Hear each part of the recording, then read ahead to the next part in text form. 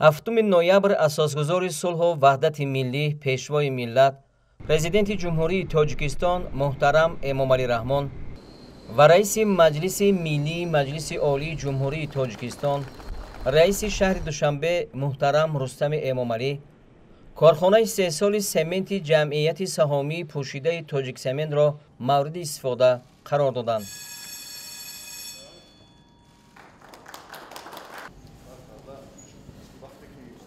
корхона дар ноҳияи исмоилии Сомонии шаҳри Душанбе дар майдони 35 гектар ҷойгир буда, дар он иншооти истеҳсолӣ ва дигар инфрасохтори зарурӣ аз ҷумла бинои маъмурӣ, маркази идоракунӣ ва ташхисгоҳ, амборҳо, ошхона ва 2 истгоҳи таъмири техникӣ сохта шудааст.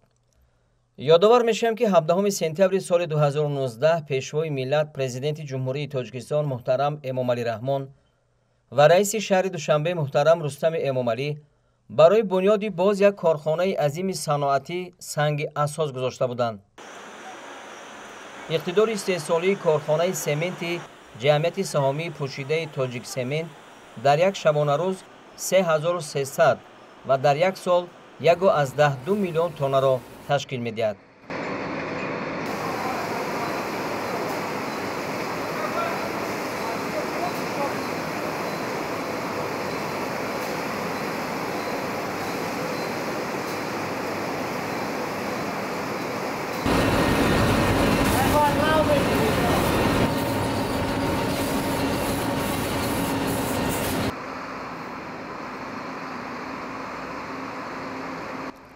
дар рафти корҳои сохтмонӣ то 1200 нафар мутахассисону кормандон ба кор ҷалб гардиданд.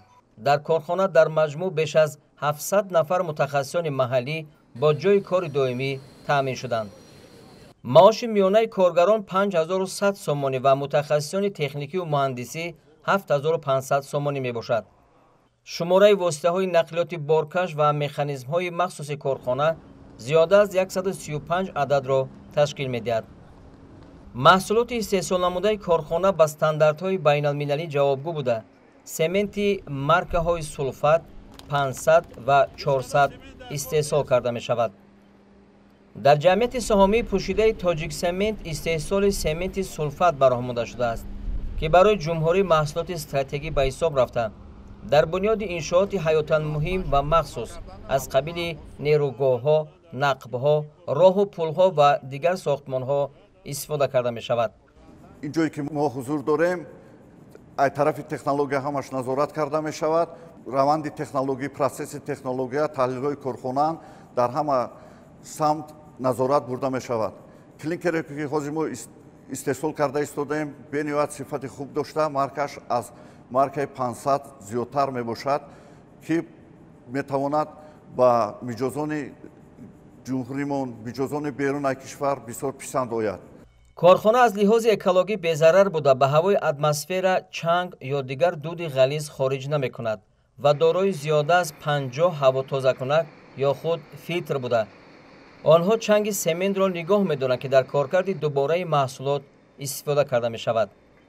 хок, оҳаксанг, магнетит, сафедхок, қуми кварцит, гаҷсанг ва ангишсанг дар маҷмӯъ ашёи хом барои истеҳсоли семент дар ин корхона аз ҳисоби захираҳои табиӣ ватанӣ аз ҷумла конҳои дараи харангон дастрас карда мешавад.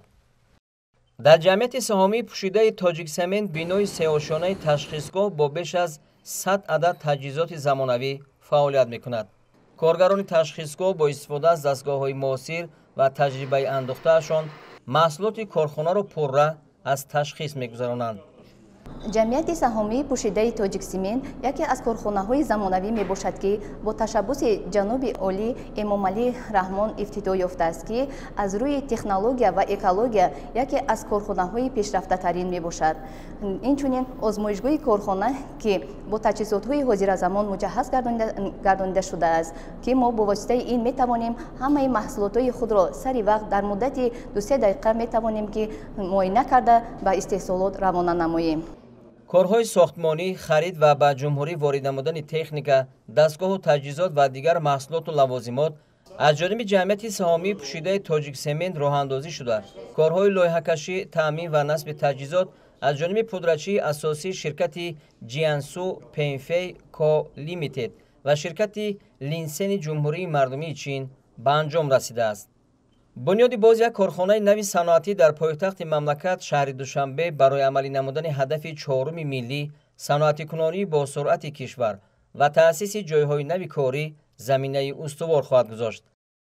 باید گفت که بعد به کار درآمدن جمعیت سهامی پوشیده تاجیک سمنت، کارخانه سمنت براری دوشنبه که از سال 1942 سالهای دراز کار کرده و فرسوده شده است و به محیط زیست شهر و اکولوژی تأثیر می‌رساند، تا آخر سال فعالیتش منع کرده می شود. عین حال در جمهوری شماره کارخانه های سمنت براری 15 عدد را تشکیل می دهد. از جمله در ولایت ختلان 5 عدد، ولایت سوخت 6 عدد، ناحیه های تابع جمهوری 3 و در شهر دوشنبه 1 کارخانه. در جمهوری تا سال 2014 همگی 300,000 تن سمنت استحصال می گردید.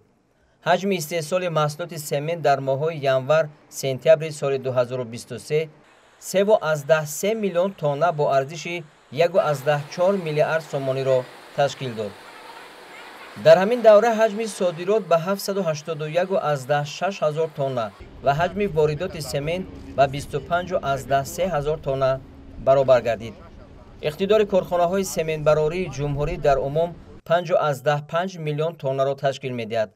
همه ساله زیاده از 4.3 میلیون تن سمنت استحصال گردیده.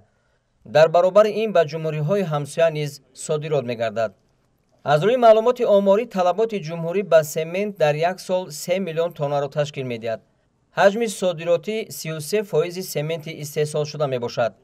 بعد افتتاح و شناسایی با شرایط اقتدار استحصالی جمعیت سهامی پوشیده تاجیک سمنت، سرور دولت محترم امامعلی رحمان به راه ماندن استحصال سمنت بلندصفت و در بازار جهانی رقابت پذیر را مهم شماریده، در این سمت به مسئولان دستور و هدایت‌های مشخص دادند. پرزیدنت مملکت محترم امامعلی رحمان ضمن بازدید از محل جایگیرشوی انشاءات مهم صنعتی در همین جا به راهبریت کارخانه سپارش دادند که به خاطر تأمینات تازگی اکولوژی، آزاده نگاه داشتن محیط اطراف، حفظ طبیعت و آبادانی و کبودیزارکنی در اطراف و حدود کارخانه 250,000 درختان آرایشی و همیشه سبز شنانند.